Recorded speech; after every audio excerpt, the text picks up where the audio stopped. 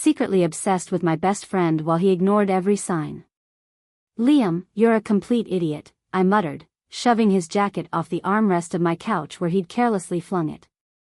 He didn't even notice the annoyance in my tone, too busy raiding my fridge for snacks like he owned the place. "What was that?" he called over his shoulder, emerging with a tub of ice cream in one hand and a bottle of wine in the other. "Nothing," I said, plastering on a sweet smile as he flopped onto the couch beside me, one leg tucked under him. "Just marveling at your ability to act like my place is a buffet."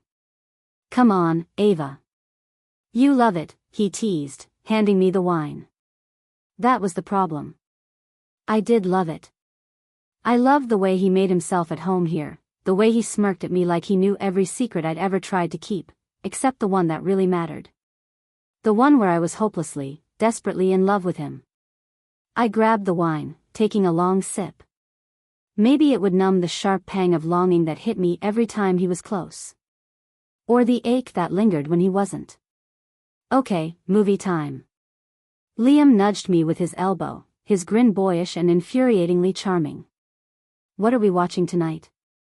I reached for the remote, purposely picking When Harry Met Sally. If this didn't make him see the giant, flashing "we could be more" sign I'd been waving, nothing would. As the opening credits rolled, Liam sprawled out, his arm draping over the back of the couch, perilously close to my shoulders.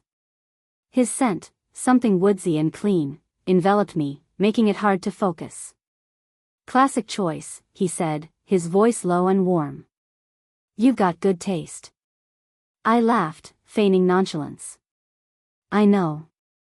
By the time Harry and Sally were on the verge of realizing they were perfect for each other, I was teetering on the edge of insanity.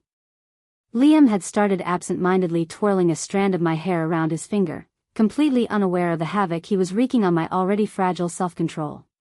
"You ever think about that?" I blurted, my voice sounding far too loud in the quiet room. He looked at me, puzzled. "Think about what?" "Best friends falling in love," I said, my heart pounding so hard I was sure he could hear it. He chuckled, and for a moment, I thought maybe, he'd finally caught on. But then he shrugged. "Guess it works for some people," he said casually. "You know, if both of them feel the same way." I stared at him, willing the words "I love you" to spring from his lips. They didn't. I couldn't take it anymore.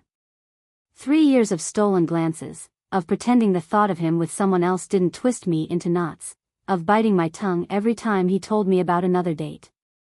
It had to stop. That's how I ended up at his apartment 2 nights later, pacing the length of his living room while he watched me like I'd lost my mind. "Ava, sit down. You're freaking me out," he said, his brow furrowed.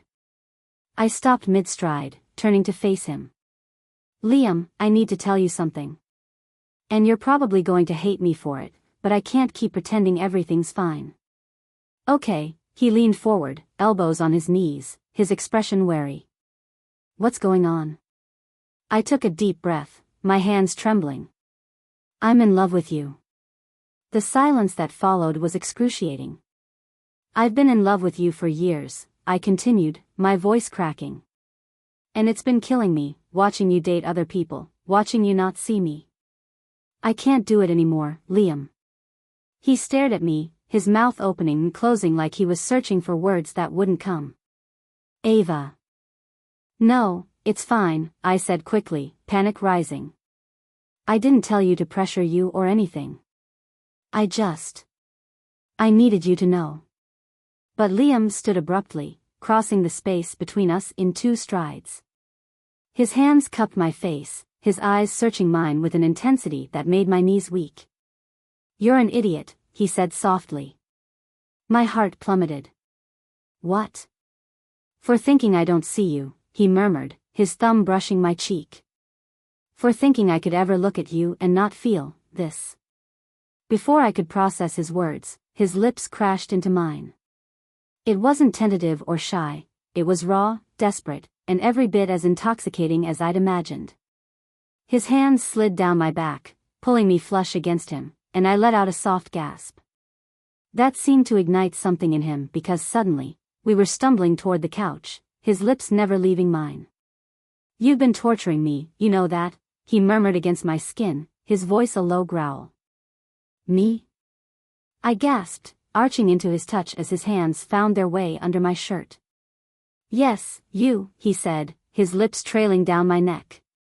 "Do you have any idea what it's like to be around you every day, pretending I don't want this?" I couldn't respond, not with his hands and mouth setting every nerve in my body on fire.